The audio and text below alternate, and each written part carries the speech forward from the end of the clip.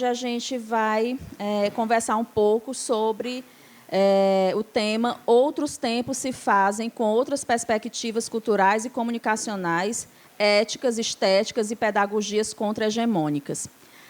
Para mediar essa mesa, eu chamo a nossa companheira monstra. Oi, boa tarde.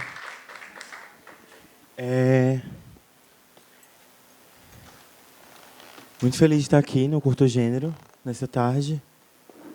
Muito feliz de estar num evento como esse, né? Num ano como esse. Um evento como esse é de extrema importância. E muito feliz de dividir esse espaço. Não vou me delongar agora. Queria logo chamar as pessoas para a gente começar essa conversa.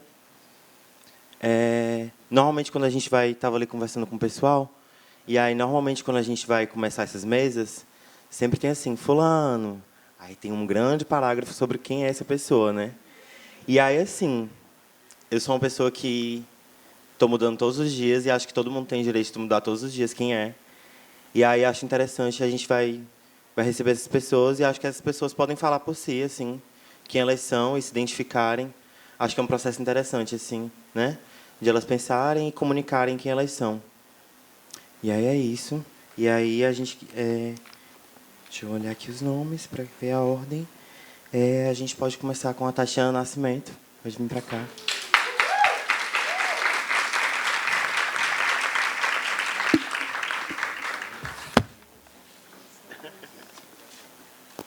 Para compor esse momento, a gente também vai ter a Ana Canhas.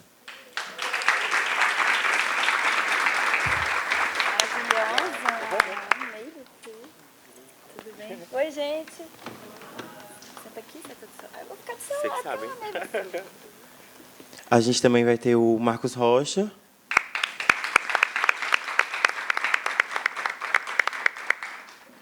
E a Helena Martins.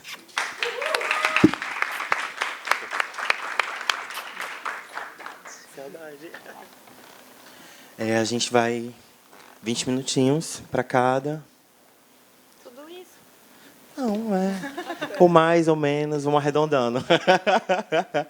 Como vocês se sentirem mais confortáveis de falar. E é isso. Alguém prefere começar? Alguém quer começar? Eu sou de casa, eu fico por último. E aí, estamos aqui, ó. Você quer começar? Boa tarde, gente. Colocando meu controlador aqui, porque senão eu falo demais. Estou muito feliz de estar aqui. Agradeço a Natasha e ao Marco pelo convite e por toda a pompa da recepção e todo o cuidado. Muito obrigada mesmo. Estou feliz de encontrar algumas pessoas com quem eu só converso pelo ecrãzinho e que têm apoiado muito os projetos políticos e de vida que eu estou sonhando. É muito bom saber que a gente não sonha só. É muito confortável e, principalmente, alimenta muito a possibilidade de continuar sonhando no momento em que a gente não está conseguindo nem dormir direito, né? Porque está tudo bem ruim. Eu estou com essa voz de doente, porque eu estou doente mesmo. E ontem eu trabalhei 3 horas falando. Então, vou pedir a compreensão de vocês. Pensei em compartilhar algumas ideias que eu ando tendo sobre expectativas. E a palavra mais importante que eu guardei do nome da mesa, que é muito longo, e a minha memória não é tão boa assim, foi pedagogias contra-hegemônicas. Todo o tempo a gente está aprendendo e ensinando, né? Alguma coisa. Principalmente se aprendendo e se ensinando, principalmente nas nossas comunidades. Isso talvez seja a coisa mais potente que a gente tenha. O direito de refazer o que a gente pensa sobre a gente. Então, fiquei emocionada com o seu convite de que a gente mesmo se apresente nas bases de que todo mundo tem o direito de mudar. Uma das grandes pedagogias que tem atrapalhado nossa vida é o racismo colonial. porque ele cria um sistema de expectativas a partir de uma pedagogia, quer dizer, formas, metodologias, jeitos de ensinar, cria expectativas que dizem onde a gente pode ir, o que a gente pode fazer, o que a gente não pode fazer, o que a gente pode pensar, o que a gente não deve pensar, como a gente deve sonhar, comer, trepar, sorrir, escrever, fazer poesia, cantar, dançar, cozinhar. O racismo colonial é uma grande pedagogia, talvez a pedagogia inaugural da colonialidade, que organiza tudo que a gente conheceu depois como Brasil, né? E não só como Brasil. E essa grande pedagogia educa todo mundo. Ninguém está ileso desse sistema de educação. A pessoa pode ser preta, pode não ser preta, pode ser amarela, pode ser indígena. Ninguém está imune nem ilesa a esse sistema, que é uma grande pedagogia que sustenta expectativas muito rígidas, muito lineares e muito duras, especialmente contra os corpos que nem eram para estar aqui, que eram para ter vindo, trabalhado, produzido a riqueza e acabado, e sumido, ido embora. Então, parte do trabalho de quem faz palavra, de quem faz imagem em movimento, de quem faz som, de quem faz movimento, tem sido usar essas plataformas, que ousadia, né? Para tentar oferecer para olhares muito viciados, ouvidos muito cansados, bocas muito mal acostumadas, novas pedagogias. E esse trabalho é, ao mesmo tempo, muito importante, muito bonito, muito ousado, como eu falei primeiro, e muito instável.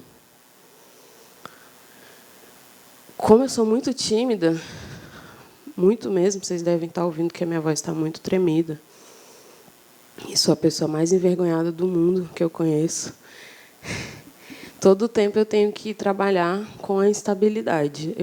Eu me acostumei já, nem me atrapalha mais. Eu acho, inclusive, muito pedagógico poder comunicar que eu sou tímida, que eu fico com vergonha, que eu nem sempre estou com vontade de falar, que eu estou tremendo, que eu fico com muita vontade de fazer xixi, porque a gente precisa, talvez, apresentar, responder às hegemonias pedagógicas, aos sistemas tradicionais e coercitivos, duros, violentos, que são muito duros, flexibilidade, instabilidade, impermanência.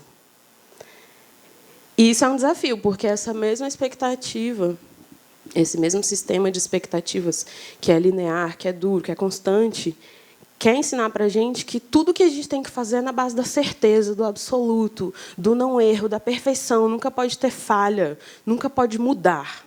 Tem que ser constante, monolítico. Então, a gente fica com medo, porque a gente aprendeu o erro, a gente vem na precariedade. A nossa vida é um sopro. E a gente tem isso de mais potente, talvez, ou de uma das coisas mais potentes para responder a uma estrutura tão concreta assim. E quando eu falo de concreto para vocês, eu lembro de Brasília, porque eu nasci em Brasília, eu sou de Brasília, eu moro em Brasília. E lá é uma cidade que as pessoas jogam concreto, assim, despejam concreto por centenas de metros e não plantam nenhuma árvore. É uma cidade que ama o concreto. Inclusive, consagrou um arquiteto por causa desse amor ao concreto, ao cimento, à dureza, a essa ideia monolítica de existência, de presença.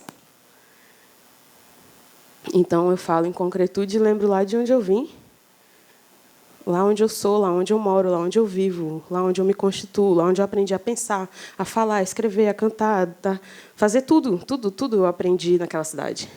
E é uma cidade que ama a dureza. E todo o tempo eu estou tentando desaprender a dureza, desaprender o concreto e aprender outros movimentos, aprender a leveza. Uma das grandes expectativas do racismo colonial é que a gente nunca seja leve.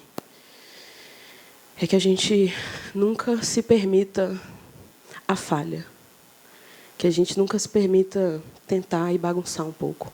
Mas é essa mesma sistemática, metodologia que quer que a gente só erre, que a gente nunca acerte, que a gente nunca seja.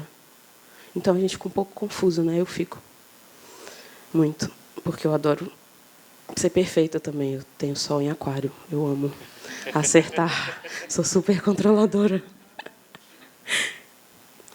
Então eu tenho escrito poesia, um cancionário e teoria fora da canção e da poesia, para explicar de que formas que eu acho que nós temos, cada vez mais volumosamente, cada vez mais parecendo um tsunami, construído abordagens teóricas, metodológicas, artísticas, políticas, afetivas, relacionais, que transformam o estado da dureza.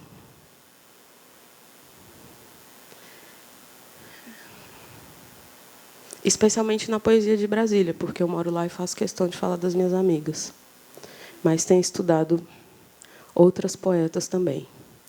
E tenho convidado as pessoas a tirar uma lente colonial rígida que espera que toda a nossa produção, mais especialmente a artística, seja fundamentada nos pilares da dor, do sofrimento, da denúncia e da resistência. O que eu tenho sentido é que essa expectativa é muito colonial, que ela nos coloca exatamente no lugar onde a colonialidade espera que estejamos e do qual nunca saiamos. Que a gente só se movimente em resposta, que a gente só exista em reatividade. Isso nega todo o nosso manancial de criatividade, singularidade, complexidade, perplexidade também. Diferença e instabilidade.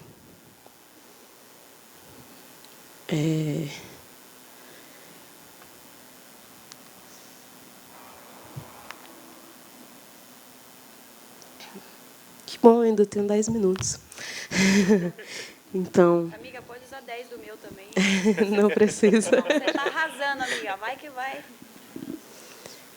Então, eu tenho feito questão de compartilhar com todo mundo que eu tenho a oportunidade de conhecer esse convite de questionar a mirada colonial, que espera que tudo que a gente faça seja a partir das expectativas da colonialidade. Isso vai significar, e já tem significado, mas vai significar de forma muito maior, muito chegando para muito mais gente, a necessidade ou a coragem de questionar a nossa fé no que nos constitui, de questionar o que a gente acredita sobre a gente mesma e ter coragem de, a partir desse questionamento, comunicar para as outras pessoas que isso também é o que eu faço, assim também é como eu sou. Sim, eu reclamo muito, eu sou especialista em reclamação, talvez eu reclame mais do que todas as outras coisas que eu faça. De verdade, eu sou especialista em reclamar, em pôr defeito, em falar que podia estar melhor. Eu já falei para vocês que eu tenho sol em aquário, isso é típico de pessoas de aquário. Mas eu não sou só isso. E a existência das pessoas negras na diáspora, especialmente a existência das pessoas negras que somos sexual dissidentes, não é uma existência apenas de reclamação. Fundamentalmente, não é. Quem espera que seja é o racismo. E todas as vezes que a gente consegue romper com essa expectativa e ampliar a forma com que nós falamos sobre nós,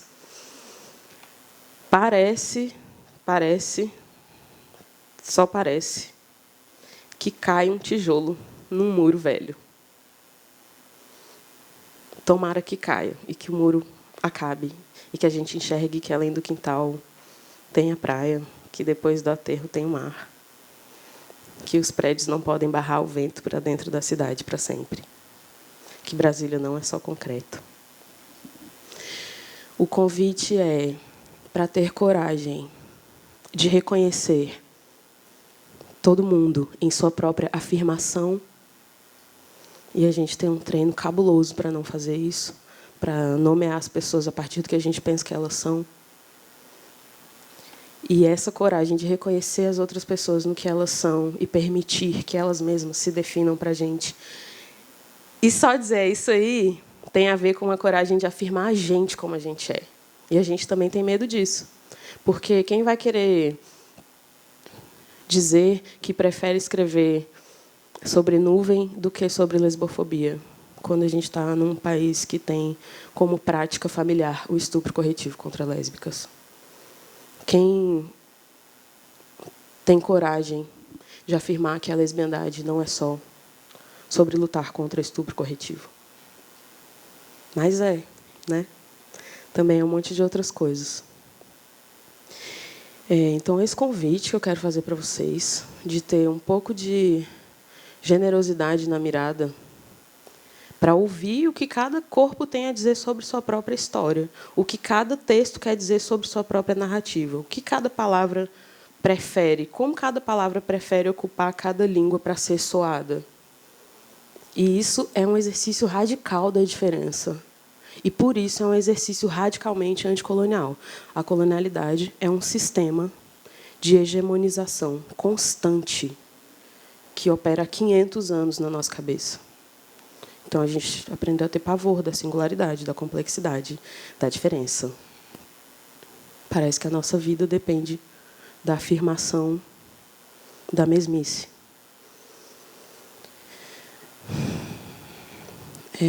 Para terminar, talvez eu ainda tenha mais tempo, mas eu não quero mais. Vou ler um poema.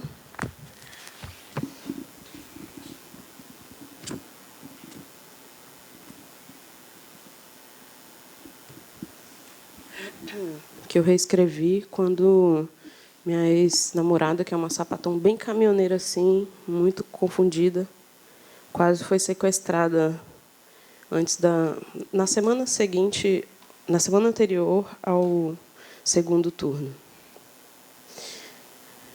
E porque eu sei que muita gente, como eu, também está lutando muito para ter saúde mental, eu escrevi um poema que é uma lembrança, chamado Post-its, e que diz assim: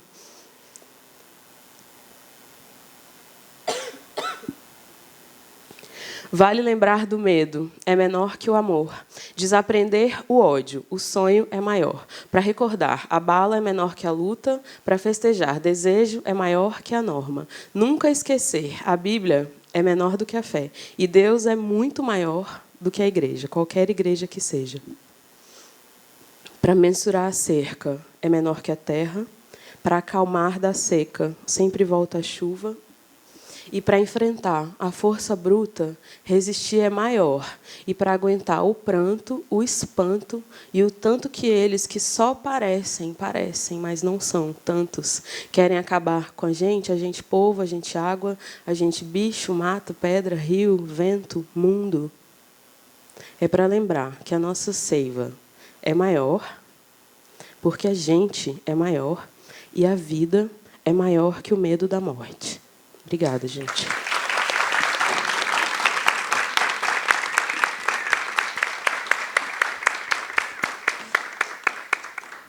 Obrigada. Quer mais apresentar para falar sobre você? Eu? Lógico. Vou falar já. Não quer, Mediadora não? também fala. Mediadora. Mediadori. Como pode? Bom, eu estou profundamente emocionada assim, com o que a Tati nos propôs. Assim. Me pegou um pouco desprevenida, porque a gente vem para um evento como esse e encontra pessoas tão incríveis, e a gente, acredito que eu não sou filósofa, antropóloga, socióloga, minha cognição é bem limitada nessa fala tão bem articulada, e eu acho lindo mulheres, em relação que eu estudo do epistemicídio e tudo isso que a gente vê, uma mulher como a Tatiana de pé, falando coisas tão tocantes, porque aí eu me identifico como artista, como mulher da música, como escritora, compositora, né, de letras. E a arte, ela é um lugar, ela é um convite à vulnerabilidade, eu acredito, porque não existe uma cartilha, uma receita. Acredito que exista esse padrão colonial, né, que ele está subjetivo, impregnado em tudo que a gente faz, essa ótica. Então, eu fiquei aqui pensando o que eu poderia falar depois dessa fala tão brilhante. E cheguei à conclusão que eu não sei o que eu vou falar mais, porque, como ela convidou a gente a sair da mesmice, né? Eu não sei, estou vendo muitas meninas, a maioria mulheres, e também sempre fico pensando isso, por que os homens héteros, né, na maioria, nunca se aproximam, né, dos nossos movimentos, das nossas reflexões. E é por conta dessa ótica patriarcal, acredito, né, deles acharem que talvez a gente não tenha nada relevante para dizer, nada que valha a prender a atenção deles. Talvez eles pensem assim. Mas, refletindo sobre o que a Tati falou,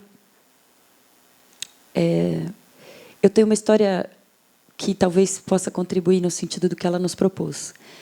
Eu saí de casa muito cedo, e na época eu trabalhava com muitos trabalhos, assim.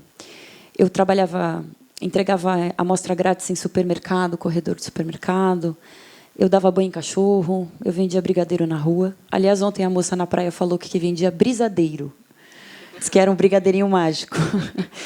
Falei, pô, se eu tivesse tido esse insight lá atrás, talvez eu tivesse ficado rica. Ou sido presa, provavelmente. Mas, enfim, eu fazia todos esses trabalhos. E um dia um amigo meu me ligou e me disse assim: Ana, eu sei que você está sem um puto no bolso. Eu realmente comia miojo todos os dias. Eu morava num pensionato com muitas garotas que faziam programa, como até contei para as meninas aqui hoje no almoço. E aprendi muito com essas mulheres. Eu já, sem saber que era feminista, já muito interessada nas realidades outras, nas interseções, né? E ele falou: você vai ter um teste num hotel aqui em São Paulo para cantoras. Você canta? Falei, claro que eu canto. Só que eu nunca tinha cantado. Ele falou, então tá bom. Então eu vou deixar um CD com você para você decorar umas músicas e você faz o teste. Eu disse, tá bom. Eram canções da Ella Fitzgerald e da Billie Holiday, que são cantoras do jazz americano. Para quem nunca tinha cantado na vida, é tipo passar no vestibular do ITA sem ter estudado, né? Só que eu acho que eu estava tão necessitada de pagar a mesma conta e comer, que eu decorei até os improvisos que ela Fitzgerald fazia, os sketches, que é aquela coisa meio esquisita, né? Que não tem muito nexo, mas é musical. E aí passei no teste e comecei a cantar na noite em São Paulo. E eu fiquei 6 anos cantando na noite. E, às vezes, eu cantava 5 horas por R$50 ou por um prato de comida. A realidade de quem trabalha na noite com música. E aí, um dia, me surgiu... Eu fui cantar num bar, que era o bar da Elite, lá em São Paulo, que é dentro do Hotel Fasano, onde ia toda a super elite financeira e bolsominion, acredito, né? E foi uma experiência muito louca também, porque eu pude conviver com... Tipo, o Chico Buarque, um dia foi lá me assistir cantar. E no dia que ele foi, o bar estava lotado e não arrumaram uma cadeira para ele sentar. E aí ele foi embora e ele disse, eu vou voltar. E eu nunca acreditei, mas ele voltou. E aí eu cantei Retrato em Branco e Preto, que é uma música que ele fez com Tom Jobim. Assim, nessa distância, assim, Chico estava aqui, eu cantava assim, já conheço os passos. Então, dentro dessa realidade, dessa instabilidade toda louca da música, da arte, de sobrevivência e tal, eu sonhava, como mulher artista, que o dia que eu tivesse uma gravadora, que eu gravasse uma música, que tocasse na rádio, que eu tivesse música em novela, a minha vida ia mudar e que eu finalmente ia fazer parte, né, do cenário musical brasileiro. E, de fato, essas coisas aconteceram. Eu consegui uma gravadora, eu lancei um disco, eu tive música em novela, toquei música na rádio, quer dizer, a gravadora pagou o jabá para tocar a música da artista deles na rádio. E nada disso fazia sentido para mim. Assim, eu estava vivendo uma mentira, eu estava fazendo coisas que eu não queria fazer, eu estava dizendo coisas que eu não queria dizer, para compactuar com um sistema que é totalmente, talvez, colonial, tem essa ótica, porque artistas pretos não são contemplados pelas gravadoras quase nunca, né? E aí, um dia eu resolvi largar tudo isso, abandonar as gravadoras, mandei se fuder mesmo, tipo, e resolvi fazer um disco que eu lancei há 1 ano atrás, que fazia um reflexo de todas as vivências que eu estava tendo nos últimos 3 anos, em relação a ter conhecido Lula, e comecei a participar de todas as falas públicas que ele tinha nas cidades pelo Brasil. Eu estava com ele, e ele me pediu para cantar antes dele falar. E aí, a partir disso, eu fui parar no MST, no interior do Nordeste. Aqui eu fiz alguns shows em assentamentos. Fui parar dentro da Cooperifa, dentro das ocupações em São Paulo. Me tornei amiga das lideranças, porque é um movimento matriarcal de mulheres pretas. Comecei a entender a lógica racista, misógina do sistema do aparato judicial brasileiro. Eu comecei a entender coisas que eu não sabia, porque até então eu era só uma artista, uma menina, uma mulher branca, cantora, que pensava em arte, em poesia. E aí eu resolvi fazer um clipe com 86 mulheres da militância que participaram, entre elas a Elza Soares, a Maria da Penha, a mulher mesmo que inspirou a lei, né? E, a partir disso, eu fui conhecer os movimentos todos das mulheres, casas de acolhimento de pessoas trans, de pessoas LGBT.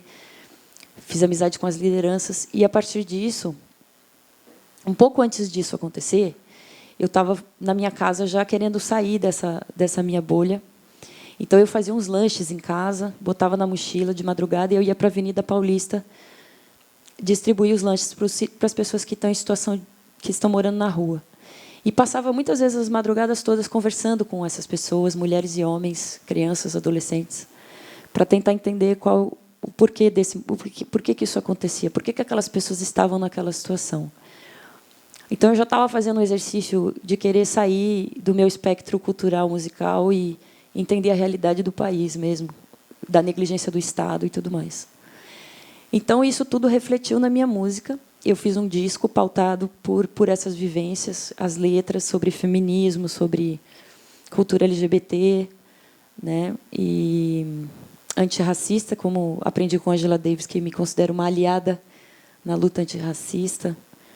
E procuro usar os privilégios que tenho de mulher branca, de mulher magra, para dar visibilidade a todas essas pautas que são urgentes, porque as pessoas estão realmente morrendo, a gente sabe disso. Então, eu estou muito feliz porque o disco bateu 1 milhão de plays no Spotify em 3 meses. E foi um susto para a gente, porque, como eu tinha mandado a gravadora se fuder, eu não imaginei que as pessoas fossem ouvir o disco, mas muito pelo contrário.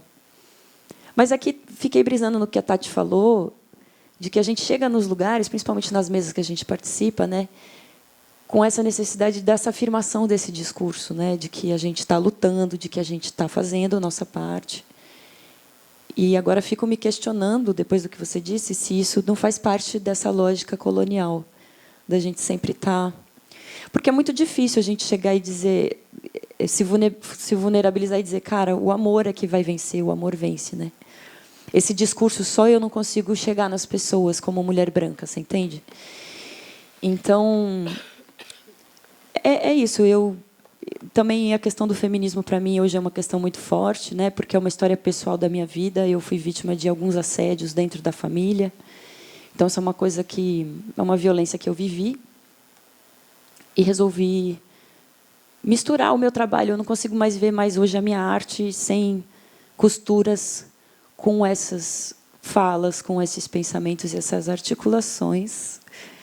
Então, eu nem sei porque que eu contei tudo isso para vocês, é porque eu nem sei o que eu vou dizer. Eu não... É isso. Eu só estou aqui, na verdade, para aprender essas falas dessas pessoas incríveis dessa mesa, agradecer o convite e ressaltar a importância de um evento como esse. Marcos me perguntou o que eu achava de um evento como esse. E eu só posso dizer que é o que eu acredito assim, para o mundo que a gente quer ver. Quando eu vi a Angela Davis em São Paulo, há 1 mês atrás, não sei quanto tempo atrás, 1 mês? Acho que menos, né? E tinha 15 mil pessoas no Parque do Ibirapuera, em silêncio, ouvindo aquela mulher falar, aquelas coisas que ela dizia, falar sobre as mulheres curdas, as mulheres palestinas, as mulheres brasileiras, a luta do povo preto. Para mim, eu tive um insight de que era um começo de um novo mundo. E como a mesa que hoje é um outro mundo é possível, acho que todos nós somos sonhadores, sonhadoras e sonhadores desse mundo que a gente quer ver. Então, isso aqui também, para mim, é como a Angela Davis, sabe? Pessoas que estão afinadas com o amor, com as consciências de tudo e de estender a mão, segurar na mão do outro. Então, muito obrigada pelo convite. E é isso. Obrigada. Vamos nessa?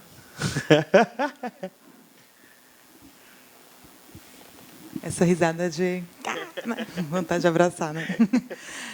Boa tarde a todas. Vou ficar só no todas hoje, porque, né, quando a gente é minoria, a gente tem que colocar o todos, então hoje é só todas. Eu me chamo Helena, eu sou professora da UFC, mas estou aqui e acho que, assim como eu me coloco no mundo, assim, sobretudo eu sou militante da luta pelo direito à comunicação. Sou integrante de um coletivo que se chama Intervozes, Coletivo Brasil de Comunicação Social, que também tem a Ana Veloso, que já é uma conhecida de muito tempo aqui do Curto Gênero, né, como integrante também. E hoje a Natasha me fez esse desafio de conversar com vocês sobre os problemas da comunicação. Aí eu falei assim, agora esquece tudo. Não vou mais falar sobre isso. Fazendo esse exercício de se deslocar também, né, das falas já conhecidas e dos roteiros e dos caderninhos e tal, eu vou tentar partir um pouco dessa reflexão do problema da comunicação e da cultura de uma maneira mais ampla hoje, dialogando com o estranhamento que eu tive ao escutar a tua fala.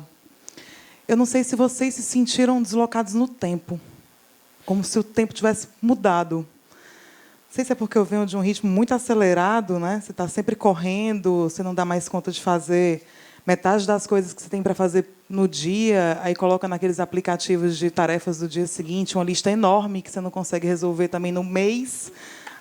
No meu, eu fui ver que tinha assim, 30 de setembro, um dia desse. Eu falei, tá grave. E essa coisa de chegar e de te ouvir propondo uma outra temporalidade, né, na fala, mas também na existência, me provocou muito a pensar por que é que a gente está... O que é que a gente está vivendo e por que é que a gente, muitas vezes, naturaliza, inclusive, esses fluxos, né? É do tempo presente essa compressão do tempo e do espaço, né? É do tempo presente essa aceleração que nos transforma em quase que robôs das nossas próprias vidas, quando não quase que gestores e gestoras das nossas próprias vidas, né? Trabalhadas numa lógica neoliberal de concorrência, às vezes consigo mesmo, às vezes com quem está do lado, né? É do tempo presente fazer esse tipo de movimento que acaba nos incorporando cada vez mais na própria dinâmica do capital.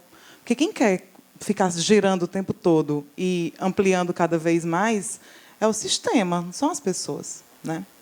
Mas é impressionante como essa lógica sistêmica hoje controla, pauta, molda, orienta muitas das nossas formas de ser e estar no mundo. Mesmo quando a gente quer ser contra a hegemonia, a gente se sente inserido, a teoria vai falar subsumido, mas é inserido na dinâmica do capital, né? E os meios de comunicação, sobretudo as tecnologias de informação e de comunicação, elas são fundamentais para isso. Elas que têm viabilizado esse fluxo acelerado, sobretudo de dinheiro, mas também de cultura, é verdade, mas sobretudo de dinheiro. Aquilo que se chama de globalização, a gente prefere chamar de mundialização do capital, né? Porque é ela que fez essa possibilidade desses fluxos liberalizados, inclusive, né? Enquanto há muros para as pessoas, não há muros para, né, os fluxos financeiros. Essas tecnologias pautaram isso. Nas últimas 3 décadas, as tecnologias de informação e de comunicação, elas praticamente têm reorganizado o mundo, né? Se a gente for pensar no fato da gente estar o tempo todo conectado, né, com alertas sobre tudo o que acontece, com disponibilização de mais mensagens e informações, e, enfim, tudo o que tem sido chamado de economia da atenção, né, porque é a disputa da nossa atenção, talvez a gente perceba como o mundo está mudando. E essa mudança tem impactos muito, muito graves e, na minha ótica, muito perversos também. Se a gente for pensar no nosso tempo, né, para continuar na ideia do tempo, porque eu acho que materializa muito isso, nosso tempo não, hoje, da forma como ele é pensado, gestado, imposto, ele não nos permite sequer uma fruição. A gente não tem tempo de refletir, né, de parar, pensar, deixar fruir, inclusive a arte.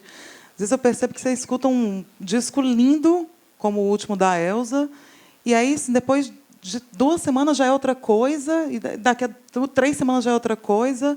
A moda que antes tinha 4 estações, agora tem 14, uma coisa que chamam de fast fashion. Né? Acho que os artistas, inclusive, são muito provocados e muito obrigados a seguir uma lógica que está o tempo todo oferecendo novidade. Né? Então, é uma dinâmica que nos tira a possibilidade de reflexão, de fruição, de criatividade, inclusive, porque nos coloca nessa dinâmica do sistema de produzir, talvez, mercadorias, inclusive parecidas, similares, mas que possam tocar de novo e ser ofertadas e baixadas e consumidas, e etc. Né?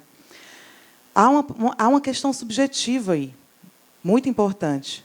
Tem um filósofo chamado Ben-Shul Han, que ele tem produzido muito, um coreano que tem morado na Alemanha, ele tem produzido muito sobre isso. Ele fala, não concordo com tudo que ele coloca, mas acho que essa preocupação é muito interessante. Ele tem falado de uma ideia de uma psicopolítica, que é uma lógica de domínio que vai além, inclusive, dos domínios dos corpos. Né? É um domínio da própria subjetividade. E ele está discutindo isso muito na relação com as novas tecnologias e a questão dos algoritmos. Quando a gente está escutando uma música, e aí, né, desculpa as relações musicais, mas é porque provocou. Coisa do Spotify, por exemplo, do YouTube. Quando a gente está escutando uma música e há uma recomendação do ouvir o seguinte, isso é uma modulação de comportamento, certo? E se você, de repente, você quer ouvir funk num dia, samba no outro e forró no outro? Né? Há uma padronização que ela faz com que a gente caminhe para uma repetição. Né? E essa padronização, essa repetição, ela não é, queria muito falar isso, ela não é neutra. Ela não é neutra. Né? Esses algoritmos, né, que têm organizado essa disponibilidade de conteúdos, muitas vezes conteúdos sobre cultura, sobre identidade, sobre política, que ajudam a gente a formar a nossa impressão, nossa percepção, né? Nosso ser e estar no mundo, né? Esses conteúdos são organizados por plataformas que são empresas capitalistas que hoje ocupam, né, o topo das bolsas de valores do mundo inteiro. Se a gente for pegar os dados da Forbes, né, dos últimos meses e nos perguntarmos, olharmos quais são as empresas mais valiosas do mundo, são 5 empresas de tecnologia da informação: Google, Amazon, Facebook, Apple e Microsoft. Se a gente for olhar como essas empresas operam, com esses algoritmos, né, que pautam os nossos comportamentos, que tentam influenciar os nossos comportamentos, né, a gente vai ver muito concretamente que há esse controle psicopolítico, ou essa tentativa, pelo menos, de controle, porque, enfim, sempre há resistências, mas uma tentativa de controle muito evidente. Nos últimos meses, algumas matérias foram publicadas mostrando, por exemplo, esse tipo de lógica de recomendação no caso da eleição do ano passado. Né, há matérias no New York Times, no El País, né? Vários no Intercept também, uma muito interessante, vários que mostravam como essas recomendações ajudaram a impulsionar a extrema-direita. Canais que eram nada no YouTube, no começo da eleição, terminaram as eleições com uma superpropagação. E aí eles se perguntavam, mas por que isso acontece? Né? É porque, para a lógica dessas empresas, pouco importa o que circule, o que importa é que a gente esteja clicando, compartilhando, comentando, se engajando com um tipo de conteúdo, porque essas empresas elas não são pautadas por uma ética, muito menos por uma ética anticapitalista. Né? Elas são pautadas pelo seu interesse de lucro. Então, são formas de, né, controle que estão muito contemporâneas e que atualizam várias problemáticas históricas, e que, inclusive, significam uma ampliação dessas lógicas de controle hoje para diversos campos da vida social, para além da comunicação. Exemplifico essa questão da expansão. Não está muito linear, mas está tudo vindo aqui.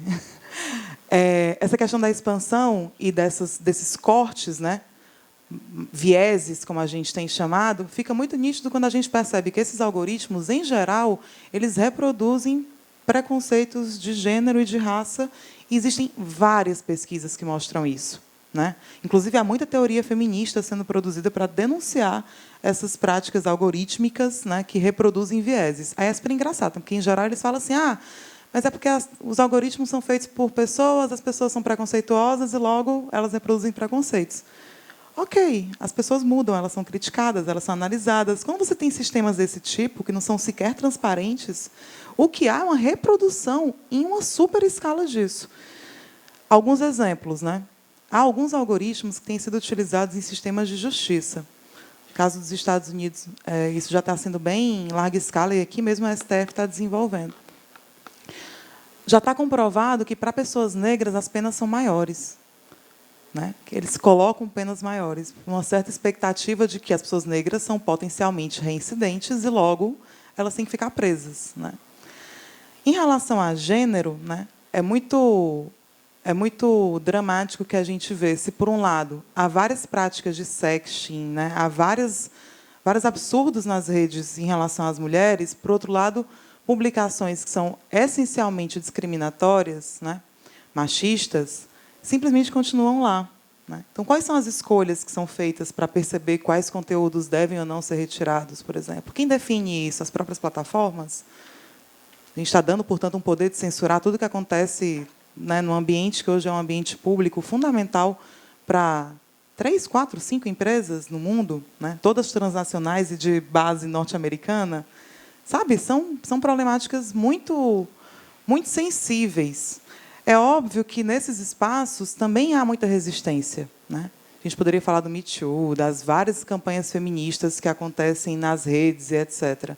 Mas é muito importante que a gente perceba, pelo menos esse é um convite que eu acho que o Intervozes e outras várias organizações temos feito, que esse cenário também está mudando. E que, se hoje a gente tem essas possibilidades, né, se a gente continuar permitindo que a lógica desses espaços seja pautada por essa lógica capitalista, racista, machista, né, e tantos istas, a gente poderia falar, inclusive, de questões de idade e tal, que também estão lá muito colocadas, se a gente permitir que isso aconteça, sequer esses espaços vão existir para a nossa intervenção, né? Porque, assim como os meios de comunicação foram hegemonicamente controlados, né, televisão, o rádio, nada, pelo contrário, né, nada quer dizer que a internet também não o será, né? Os dados que a gente tem é de que há uma progressiva monopolização desse ambiente virtual e essas mudanças, de fato, por uma lógica de extração, de produção de riqueza e apropriação de riqueza a partir dessas redes. Vou dar um exemplo, né? Se hoje a gente pode colocar este vídeo que está circulando aqui no YouTube, né, possivelmente, se o YouTube resolver passar a cobrar, né, para postar, e vocês já devem ter percebido que isso está acontecendo, a gente agora paga para acessar alguns vídeos do YouTube, né, a gente vai ter mais dificuldade de fazer com que esse vídeo circule. E quem é que vai poder fazer com que esses conteúdos circulem? Os donos do poder do dinheiro, né? Então, são questões muito sensíveis, que estão, na nossa opinião, hoje, de fato, muito no centro dessa articulação, né, que passa pela comunicação, vai muito mais além. É a forma como a gente hoje se coloca no mundo, é a forma como a gente anda na cidade, né? Eu tenho usado todos os espaços de fala para denunciar essa lógica desse programa de segurança pública, que tem todos os dias 1000 propagandas favoráveis a ele na TV, no rádio, em todo lugar, e que instalou 3.400 câmeras de vigilância, né, no nosso estado. Assim, 1984 é aqui, entendeu? Você não tem mais segurança, privacidade nenhuma, e a gente sabe quais são os corpos que vão ser mais visualizados, vigiados, né? Nós sabemos quais são os corpos que vão ser parados na rua, porque agora os policiais podem andar com o celular e fazer reconhecimento facial nas ruas, né? Por meio de... E as tecnologias apresentadas sempre como muito positivas, como, né, incríveis, modernizantes, neutras, né? Então, o nosso campo, esse campo da comunicação, né, da TV, do rádio, do jornal, né, que sempre teve essas problemáticas de ausência de outras vozes, né, de, inclusive, uma universalização das formas de ver o mundo, que hoje a gente entende que também é um processo muito colonial. Aqui no Ceará, por exemplo, né, a gente passa a vida inteira escutando que não tem índio, que não tem negro. E, quando a gente vai olhar para os meios de comunicação, de fato, ali eles não estão, né? Eles não estão. E se a gente reconhece que os meios de comunicação são os espaços, né, muito prioritários de formação de visões de mundo, a gente vai entendendo como é que esses discursos são perpassados, né? Como é que eles se prolongam no tempo. Então, esses meios de comunicação, hoje, eles estão cada vez mais complexos por conta dessas mudanças tecnológicas e por conta dessa inserção dessas novas tecnologias nessa arquitetura do mundo. Para não falar nas resistências, dizer que eu não falei de resistências, né? Acho que uma oportunidade que tudo isso nos dá é de talvez fazer uma leitura de que as nossas pautas elas não são encaixotadas e que, pelo contrário, elas são absolutamente vinculadas, né? Tudo que eu falei aqui passa por segurança pública, né? Passa, obviamente, pelas questões de opressão e tal, e passam por comunicação, óbvio. Acho que isso é uma oportunidade para a gente se reconhecer como partícipes de um mesmo enfrentamento e de pensar também em formas, né, que sejam capazes de dar conta de uma mudança substancial. A gente atua muito com regulação, né? O Intervoz mesmo faz muito esse tipo de trabalho de contenção de danos no Congresso Nacional. A gente atuou no Marco Civil da Internet, a gente atuou na Lei Geral de Proteção de Dados. Estamos lá agora tentando resistir a todos os ataques que o governo Bolsonaro está fazendo em relação ao cinema, em relação à existência de cotas na TV, né? Que é uma lei também e que está sendo atacada por esse governo e que viabilizou, por exemplo, muito da produção audiovisual aqui do Ceará nos últimos anos. Então, tem todos esses enfrentamentos, mas cada vez mais a gente reconhece a limitação deles, tanto pelo tempo presente, pelos ataques institucionais que temos visto, mas, sobretudo, porque se trata de uma lógica sistêmica. E aí é colocar de novo aquela possibilidade de, pelo menos, desenvolver uma imaginação política que pense que outro modelo de sociedade queremos. Acho que está na agenda do tempo presente, porque só remediando, acho que vai ser muito difícil a gente conter esse avanço sobre nossos corpos, mentes e espíritos, né? E vai ser muito difícil a gente resistir e tentar conseguir sobreviver a uma lógica de mundo tão perverso como é esse. Um tanto quanto de denúncia e desse lugar, mas acho que... Claro, e a sua fala tem isso o tempo todo, né? Mas é, sobretudo, uma partilha de indignação e também uma partilha de um convite para que a gente observe essas práticas, esses lugares, essas tecnologias que não estão presentes no nosso cotidiano, estranhemos e entendamos também que são, né, todos espaços de lutas muito diversas. Obrigada.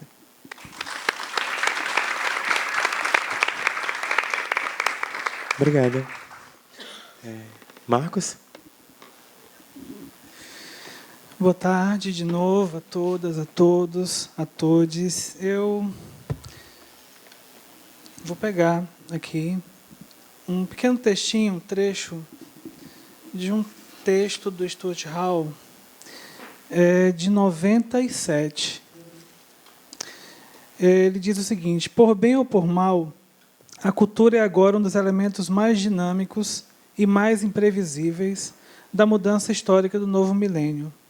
Não deve nos surpreender, então, que as lutas pelo poder sejam crescentemente simbólicas e discursivas, ao invés de tomar simplesmente a forma física e compulsiva, e que as próprias políticas assumam progressivamente a feição de uma política cultural. Eu acho que esse pequeno excerto do Stuart Hall cabe demais hoje em dia, né? Um texto que já tem mais de 20 anos, né? E eu acho que é um texto pouco conhecido dele, né? E dentro da proposta da mesa, da gente pensar outras perspectivas culturais e comunicacionais, éticas, estéticas e pedagogias contra-hegemônicas, a gente gostaria de se centrar em duas experiências aqui, né? Em duas experiências que têm tramado alianças latino-americanas, alianças locais, para trabalhar de forma conjunta questões como descolonialidades, como questões de luta anticapitalista, numa perspectiva feminista, numa perspectiva antirracista, e que podem nos dar, digamos assim, indicações, né, de como a gente pode tecer essas lutas. Tem uma coisa que eu estava conversando com a Suzana Lira ontem, né, na entrevista com ela, que é muito interessante. Ela, inclusive, está no próprio filme dela, na Torre das Donzelas, que, para além da perspectiva da denúncia, né, das violações, das violências, dos genocídios, né, a arte tem como possibilidade também aquilo que diz o Caetano, naquela música dele, Livros, né, de lançar mundos no mundo. Então, eu acho que é um desafio para as artes, é um desafio para quem produz, digamos assim, produtos culturais, processos culturais, né, tentarmos lançar mundos no mundo, que é exatamente lançar essas outras perspectivas, lançar esses outros olhares, essas outras possibilidades, que, como também diria uma outra música do Caetano Veloso, sem necessidade de um juízo final, né? Aquela música Índio, se não me engano. Então, assim, eu queria falar um pouquinho, então, primeiramente, da experiência que a gente teve esse ano, eu e a Cristiane, de participarmos do 4º Congresso Latino-Americano de Cultura Viva Comunitária, né? Para quem não sabe, Cultura Viva nasce como um projeto, um projeto do governo federal, na época do governo Lula, que buscava potencializar ações que já existiam nas comunidades. Não era um programa governamental que chegava lá e dizia você tem que fazer isso, isso e aquilo, mas era uma espécie de reconhecimento da ação de organizações, de coletivos, dentro da sua comunidade, dentro do seu universo comunitário. Então, as experiências se multiplicaram, de artesanato, de cultura popular, de hip-hop, de culturas tradicionais, de economia solidária, enfim, formigava ações como essas por todo o Brasil. Chegaram a ter mais ou menos, dizem algumas estimativas do IPEA, uns 4.000 pontos de cultura no Brasil. Esses pontos de cultura, eles, além de poderem desenvolver as ações que eles já desenvolviam com o fomento do Estado, eles eram instrumentalizados através da tecnologia, com kit multimídia, para que eles pudessem registrar, fazer processos de memória e de replicação das suas ações. Foi uma experiência muito interessante que acabou tropeçando nas próprias pernas por conta de uma série de questões administrativas, jurídicas, legislativas, tribunais de conta e tudo. A galera não sabia fazer prestação de contas, ia para o TCE, ia para o TCU e ficava devendo. E isso foi meio que matando esse movimento no Brasil, né? Conjuntamente com isso, a falta de sensibilidade, de perspectiva... Não é falta de sensibilidade, isso é besteira. Não é isso. É porque os nossos legisladores, na sua maioria, e os nossos governadores, na sua maioria, não têm interesse nisso. Não têm interesse de fomentar um projeto onde sujeitos possam trabalhar numa perspectiva autônoma e de produção de um conhecimento que talvez não lhes interesse. Dentro de uma lógica eleitoral, dentro de uma lógica política mais restrita, dentro de uma lógica política precária, né, que é o que eles pregam e o que eles desejam. Então, esse processo ele acabou meio que sucateado, e hoje no Brasil alguns estados resistem. O Ceará, ano passado, nós conseguimos fazer valer, né, ser promulgado pelo governador do estado, uma lei chamada Lei Cultura Viva Ceará, né, que seria uma política cultural de base comunitária, né, assim como é preconizada também na lei federal, que também já existe desde 2014. Infelizmente, até agora, isso não saiu do papel. Em termos de recursos, em termos de estrutura, né, o Estado do Ceará ainda não colocou isso em funcionamento, por mais que a gente tenha insistido. Mas o interessante disso é que esse germe, digamos assim, que surge no Brasil, hoje está presente, de uma forma ou de outra, de forma mais ou menos institucionalizada, em 17 países da América Latina. O último Congresso de Cultura Viva Comunitária reuniu aproximadamente 17 países da América Latina numa caravana que saiu de Mendoza, passando por por Córdoba, depois Entre Rios e chegando a Buenos Aires. Cortou a Argentina de leste a oeste, com pessoas em caravana da Colômbia, do Brasil, do Chile, de Cuba, do México. Então, do México para baixo, 17 países participaram. E o que tem de interessante e qual é o a mais que essa política cultura viva, quando chega na América Latina, ela traz para a gente? Ela traz a perspectiva descolonial, que ainda me parece muito incipiente no Brasil, e uma perspectiva do bem viver, né? O último tema, o tema da caravana desse ano, foi territórios para el bem viver, né? Territórios para o bem viver.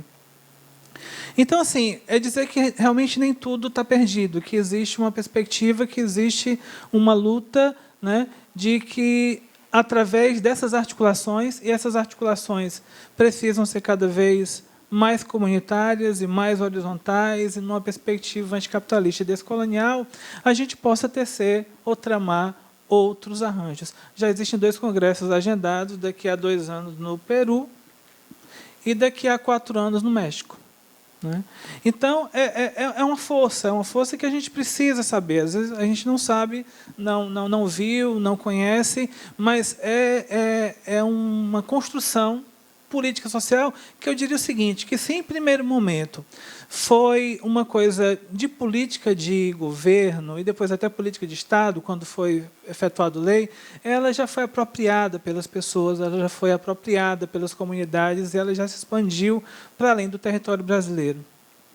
Diga-se de passagem que essa questão, né, da apropriação dessa perspectiva de cultura viva comunitária em outros países é interessante, mas nos outros países também já existiam experiências fantásticas. Assim, eu não sei se outras pessoas conhecem, mas as experiências de teatro comunitário na Argentina, por exemplo, dos teatros comunitários de vizinho para vizinho, né, dos teatros comunitários feitos pelas pessoas do bairro e para o bairro, né, é uma outra lógica. É uma outra lógica de se fazer cultura, é uma outra lógica de se fazer promoção cultural, e com temas muito do universo daqueles que estão protagonizando os espetáculos, né?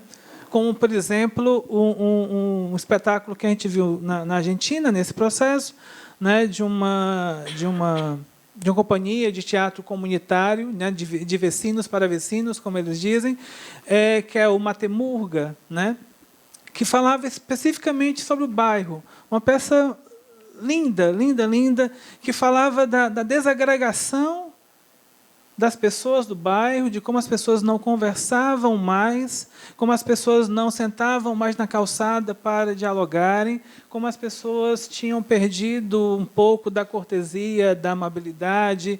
E, a partir da figura de um louco, né, do louco do bairro, digamos assim, ele começou a dizer: fulano de tal voltou. Fulano de tal voltou, fulano de tal que há muito tempo tinha saído do bairro voltou, aquela casa que estava fechada há muito tempo não está mais, e as pessoas começaram a conversar sobre isso. Uma pessoa querida que tinha saído do bairro há muito tempo e que tinha voltado. E, durante toda a peça, os diálogos se cruzam nesse sentido. Ele voltou, ele não voltou, o que ele está fazendo aqui, o que ele não está fazendo aqui. E, na verdade, no final da peça, ele não tinha voltado. Essa figura do louco foi que meio que articulou essa ideia do retorno de alguém que tinha saído, de uma espécie de um filho pródigo, alguma coisa desse tipo, e a comunidade novamente se juntou e começou a conversar, e terminou com um grande banquete no meio da rua. É impressionante, assim, o poder da arte de transformar, né?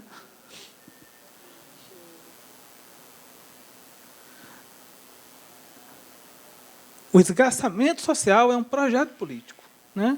A gente tem que entender isso. O esgarçamento social é um projeto político. E existem meios de conter esse esgarçamento. E trabalhar com o tempo e trabalhar, sobretudo, com a escuta é fundamental. Porque, infelizmente, a gente vive num tempo que a gente fala mais do que a escuta. Não é? E que a gente está muito aprisionado nas lógicas identitárias, né? Nos meus nichos, nas minhas dores, né? Nas minhas preocupações, todas extremamente válidas, todas extremamente pertinentes. Né? Mas se a gente não exercitar, não fazer o exercício da alteridade, né? E dessa alteridade acolhedora e positiva, me parece que a gente não vai conseguir avançar muito. É projeto deixar... Veja políticas públicas. Né? Políticas públicas, como é que funciona? Eu me lembro sempre de uma frase de uma companheira portuguesa que teve no Curto Gênero, que ela falava de uma Olimpíada dos Oprimidos.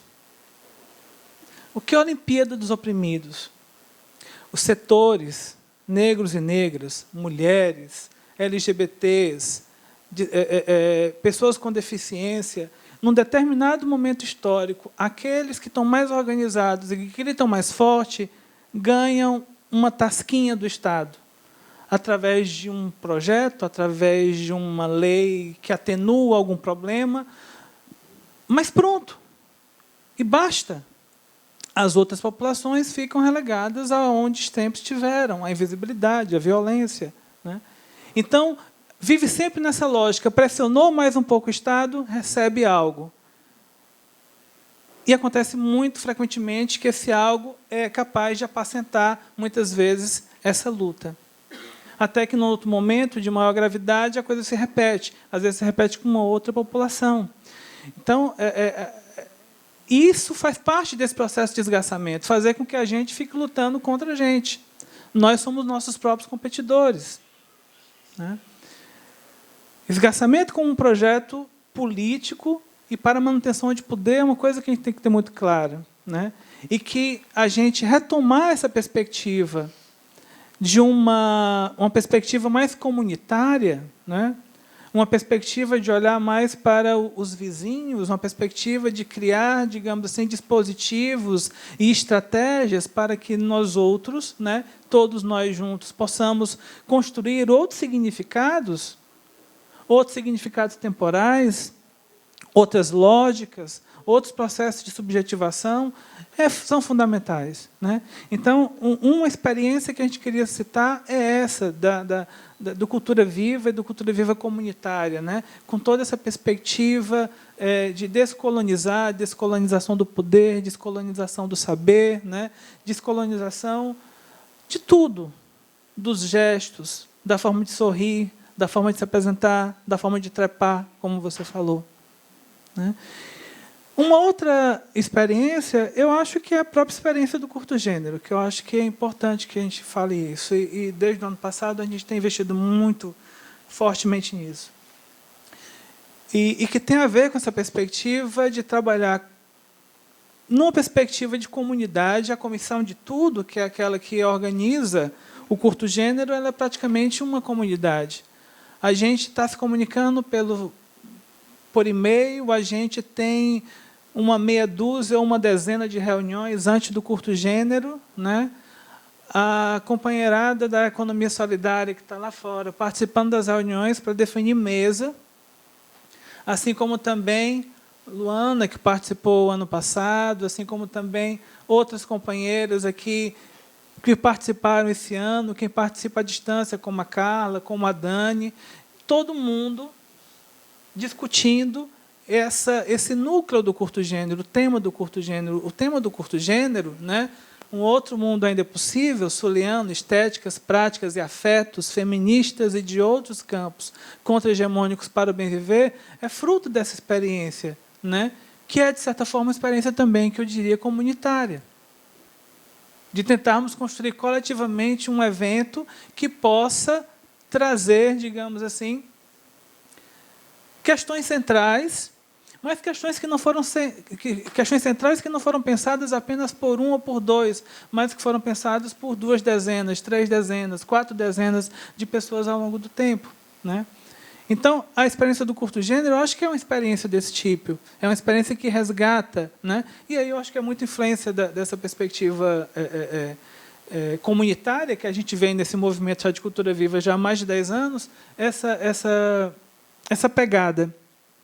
Agora, o que eu acho que é interessante, que é pertinente dizer, porque a gente está trabalhando questões de gênero e de sexualidade.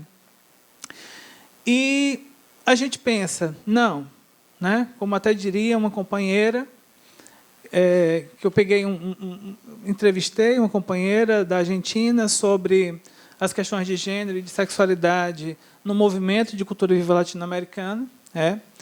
Isso está no livro que a gente está lançando amanhã, tá certo? Feminismos descoloniais e outros escritos feministas.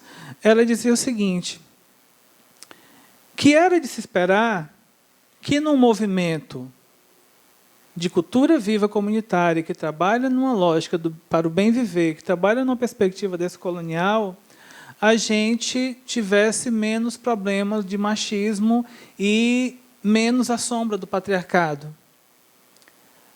Isso era apenas uma expectativa boa. No último recorrido que nós fizemos, no último congresso que nós estivemos na Argentina, tiveram, durante o evento, durante essa trajetória, 6 denúncias de abuso. 6 denúncias de abuso. Então, assim, é outra coisa para a gente estar sempre antenado, né? Eu acho que tem uma lógica, uma comparação que a gente pode fazer, inclusive, com as nossas esquerdas que nós conhecemos. Você ser de esquerda do ponto de vista da economia, do ponto de vista da distribuição de renda, não quer dizer necessariamente que você seja de esquerda do ponto de vista dos costumes. Que você esteja numa perspectiva contra-hegemônica do ponto de vista das moralidades e do ponto de vista do teu lugar de privilégio. Né? Então, mesmo num movimento como esse, a Aldana, né, quem disse a entrevista, é uma ilusão achar que somente porque a gente trabalha numa perspectiva descolonial, isso já basta. Né? Como se o descolonial, às vezes, já incluísse o despatriarcal. Não necessariamente. Né? Não necessariamente. Ou essas duas coisas são atacadas de forma conjunta, um processo de descolonização e de despatriarcalização, ou então, como uma outra colega nossa, lá de Córdoba, assinalava, né? Os homens vão continuar sempre nos lugares de liderança do movimento. E é isso que realmente acontece. Mesmo sendo como se diz, um evento ou um movimento de cultura viva comunitária, né, as principais lideranças deles são lideranças masculinas. E no círculo da palavra de gêneros, feminismos e diversidades, é assim o nome que é cunhado, né, existem vários círculos da palavra, digamos assim, que trabalham do ponto de vista metodológico, conceitual e político as questões da cultura viva. Um deles é o de gênero, feminismo e sexualidade. Nesse grupo, de umas 40 pessoas, devia ter uns 3 homens. Dentre eles, eu e o João Arthur. Então, é preciso a gente estar também atento a essas perspectivas, né? Porque senão a gente se deixa levar por ilusões. Né? Então, a gente tem dito já de alguns anos, assim, a luta da gente, tanto do ponto de vista da comunicação como da cultura, que são coisas muito caras à fábrica de imagens, passa por uma perspectiva de atacar essa hidra, né, essa hidra monstruosa, digamos assim, a qual a gente não adianta a gente cortar apenas uma cabeça, ou corta as 3 de uma vez, ou então não vai funcionar. Essa perspectiva colonial, essa perspectiva capitalista e essa perspectiva conservadora do ponto de vista dos costumes, que já não é mais nem conservadora. Acho que todo mundo tem direito de ser conservador e, na verdade, no campo democrático, todos nós somos mais ou menos conservadores em um campo ou outro. O problema é que nós já chegamos no ponto do fundamentalismo ou mesmo do extremismo. Né? Ou seja, naquele lugar que permite a um sujeito que está hierarquicamente acima dos marcadores, considerando os marcadores sociais de classe, raça e tudo, exterminar, matar um outro, praticar genocídio contra toda uma população que é diferente daquilo que ela julga que é bom, bonito, de bom gosto ou inteligente. ou mesmo inumano, né? Porque, em última instância, aqueles que não estão no padrão do homem branco, hétero, bem-sucedido e tudo, são inumanos, né? Eles são destituídos da sua característica de humanidade, e é por isso que, muitas vezes, ninguém nem sofre com a morte em massa das pessoas na periferia, porque o estatuto de humanidade dessas pessoas já foi, inclusive, até ferido, né? Então, eram essas algumas questões que a gente queria trazer, essas duas experiências do curto gênero, para trabalhar essa questão de outras perspectivas culturais e também do Cultura Viva Comunitária, para a gente pensar saídas coletivas, comunitárias, né, fazendo enfrentamento à política hegemônica tradicional, inclusive de boa parte das nossas esquerdas, e fazermos algo diferente, algo propositivo e algo que revolucione pelas bases que foram esquecidas já há algum tempo. Obrigado.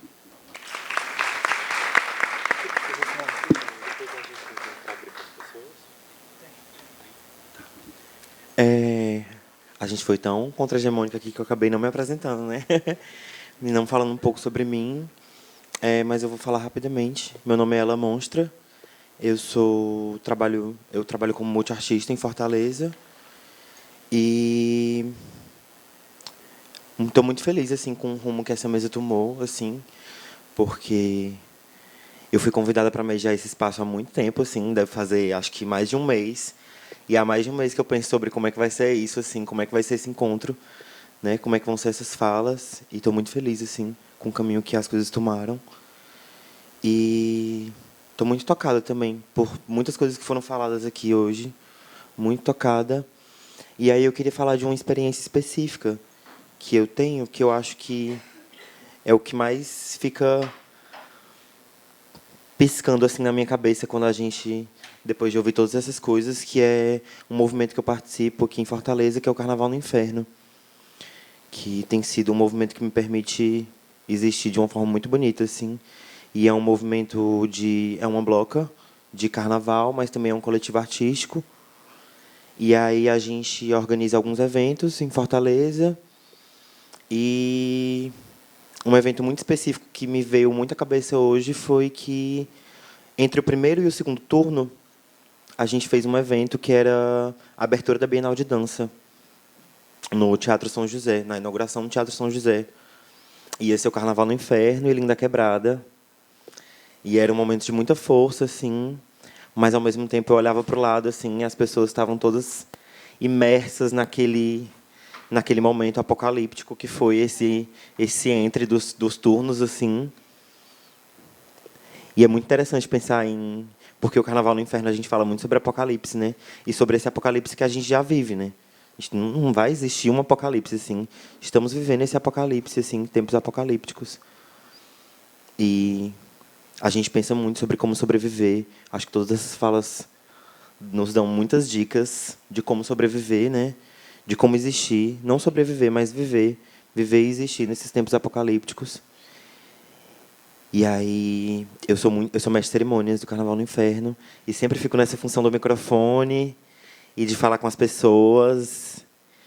E aí existe um momento que às vezes a gente faz, que é o momento do sermão. E aí eu queria ler para vocês o sermão desse dia. É um prazer estar viva com vocês aqui hoje. A gente vive tempos muito doidos. E parece que a gente está entrando numa guerra. Mas a gente não está entrando numa guerra. Para muitas de nós, essa guerra começou há muito tempo. E estamos batalhando muito tempo. E estamos vivas há muito tempo. E não somos carne pronta para o abate. Não vamos voltar a nos esconder dentro de casa. Não vamos voltar a nos esconder em canto algum. Vamos continuar mais vivas do que nunca. E eles não são perigosos. Nós somos o perigo, porque nós somos a revolução. E nós somos o futuro desse mundo. Fiquem perto umas das outras, cuidem umas das outras, se fortaleçam umas nas outras. Deem as mãos a quem está do lado de vocês. Essas são as pessoas com quem vamos enfrentar tudo isso. É isso. Obrigada.